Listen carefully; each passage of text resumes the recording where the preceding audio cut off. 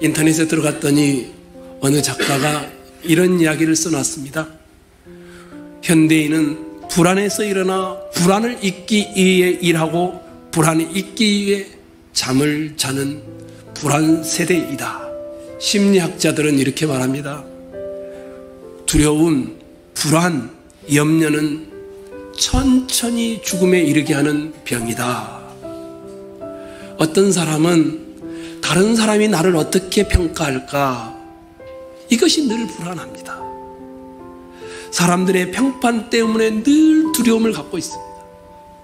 또 어떤 사람은 자기가 감당해야 될 책임에 대한 두려움이 늘 있습니다. 또 어떤 사람은 노년의 질병이 또는 죽음에 대한 두려움이 늘 존재합니다. 오죽했으면 유대의 랍비였던 한 분이 이렇게 말했습니다. 당신이 죽었을 때는 벌레가 당신의 육체를 먹고 당신이 살아가는 동안에는 이 불안, 이 근심, 걱정이 당신의 마음을 좀 먹는다. 여기 앉아 계신 여러분은 가장 불안한 것이 무엇입니까? 그런 불안함, 두려움의 원인은 어디로부터 온 것입니까? 오늘 현대를 불안 세대라고 부릅니다. 우리를 주눅들게 하는 것들이 한두 가지가 아니죠. 힘차게 달려가고 싶은데 우리의 용기를 꺾어버리는, 그리고 우리를 주저앉게 만드는 일들이 인생사의 복병처럼 참 많습니다. 거듭되는 실패에 가족과 주변 사람들을 보기도 민망할 때도 있죠. 이런 것 하나 제대로 해내지 못하는 자신의 모습을 보면서 자기의 무능함을 실감하고 더 실망하기도 하지요. 새로운 해가 다가온다 한들 특별한 계획을 세우기를 포기하죠. 어차피 인생은 마음먹은 대로 되는 세상이 아니라고 자포자기하면서 말입니다. 현실은 나를 늘 힘겹게 하지 받아주지 않을 것이라고 예측하기 때문이죠. 이런 불안 세대에 이런 두려움의 문, 두려움의 빗장을 걷어내는 것이 뭘까요? 의심과 불신과 우리를 주저앉게 만드는 걸어 잠그는 문을 박차고 일어날 수 있는 문이 뭘까요? 부활의 주님을 만나셔야 합니다. 예수께서 오사 가운데 서서 이르시되 너희에게 평강이 있을지어다. 부활하신 예수께서 실패한 제자들에게, 불안에 떨고 있는 제자들에게, 두려워하고 있는 제자들에게 제일 먼저 하시는 일은 평강을 주시는 일이었습니다.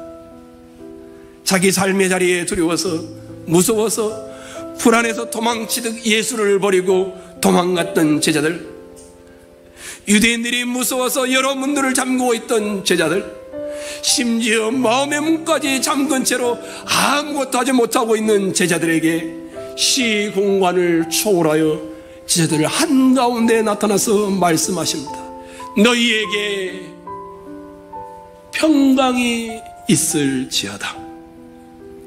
제자들이 와서 용서를 구해야 하는데 오히려 도망가고 피하여 숨어있던 제자들에게, 배반한 제자들, 도망간 제자들, 실패한 제자들, 무능한 자들을 예수께서 죽음에서 살아나셔서 찾아오셔서 첫 마디의 말씀, 너희에게 평강이 있을지어다.